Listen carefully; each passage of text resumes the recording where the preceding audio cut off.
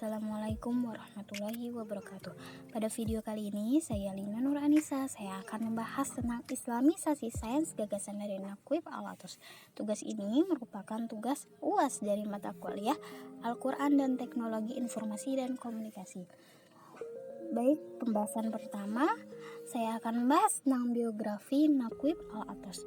Beliau bernama lengkap Syekh Muhammad Al-Naquib bin Ali bin Abdullah bin Muhsin Al-Athos. Beliau lahir di Bogor pada tanggal 5 September tahun 1931. Beliau merupakan cendekiawan dan filsuf muslim dari Malaysia. Beliau menguasai teologi filsafat, metafisika, sejarah, dan literatur. Beliau juga menulis berbagai buku di bidang pemikiran dan peradaban Islam, terkhusus di bidang sufisme, kosmologi, filsafat, dan literatur Malaysia. Dan beliau ini mempunyai adik kandung yang bernama Syed Hussein Al-Athos.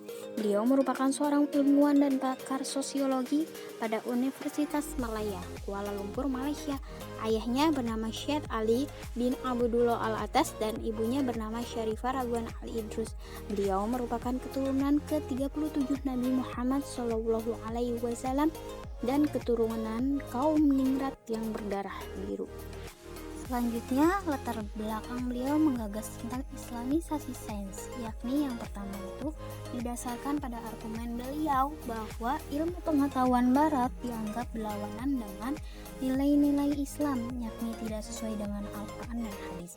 Karena menurut beliau, ilmu pengetahuan barat ini terpengaruh oleh kultur budaya pemikiran orang-orang barat yang dianggap berlawanan dengan nilai-nilai Islam itu sendiri. Lalu kemudian yang kedua, sikap ketergantungan umat muslim dengan ilmu pengetahuan barat, karena dianggap ilmu pengetahuan barat ini berlawanan dengan Al-Quran dan hadis atau tidak sesuai dengan nilai-nilai Islam, maka muslim sendiri mengalami kebingungan dan pada akhirnya bersifat skeptisisme dan terlalu tergantung terhadap ilmu pengetahuan barat, dan pada akhirnya stagnan dan tidak mengembangkan ilmu pengetahuan itu sendiri. Kemudian yang ketiga itu pentingnya membebaskan manusia dari pemikiran-pemikiran sekuler yang merusak pemikiran sekuler ini, karena ilmu pengetahuan barat memisahkan antara ilmu pengetahuan dan agama itu sendiri, karena dianggap menurut barat ilmu pengetahuan dan agama itu berbeda sehingga tidak mungkin sejalan. Sedangkan menurut Islam atau menurut Al-Athos itu sendiri, ilmu pengetahuan dan agama tidak bisa dipisahkan, karena keduanya merupakan hal yang menyatu sehingga tidak bisa untuk dipisahkan.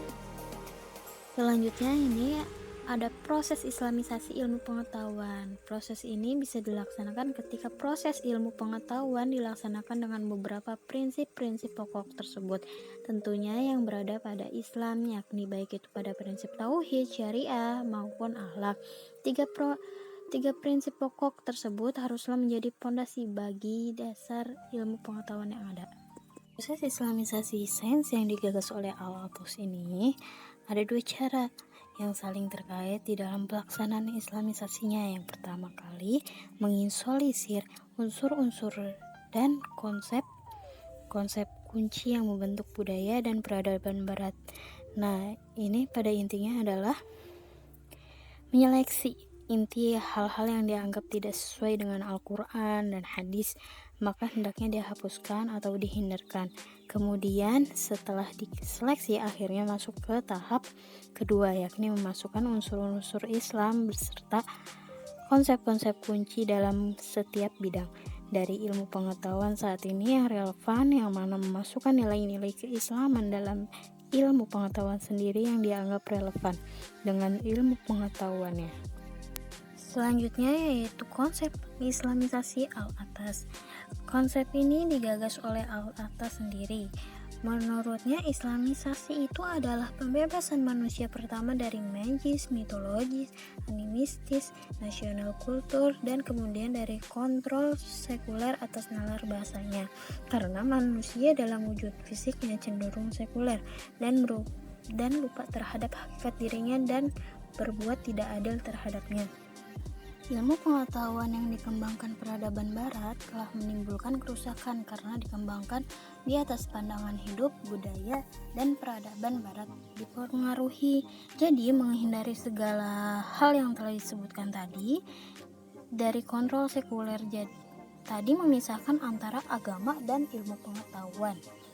Oleh karena itu, menurut Al-Atos dalam Islamisasi elemen-elemen yang harus dihilangkan yaitu yang pertama, mengandalkan akal untuk membimbing kehidupan manusia ini juga harus dihilangkan karena tidak hanya harus menggunakan akal tapi juga harus mengandalkan hati yang berbentuk kepada keimanan kita sendiri. Terus yang kedua yang harus dihilangkan yakni bersikap dualistik terhadap realitas dan kebenaran. Jadi hanya terpaku pada hal yang nyata dan benar.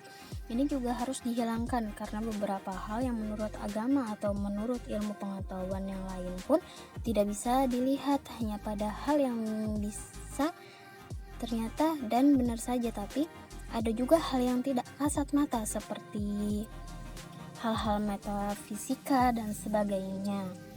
Dan yang ketiga yaitu menegaskan aspek eksistensi yang memproyeksi kehidupan sekuler tadi yang memisahkan antara agama dan ilmu pengetahuan itu sendiri.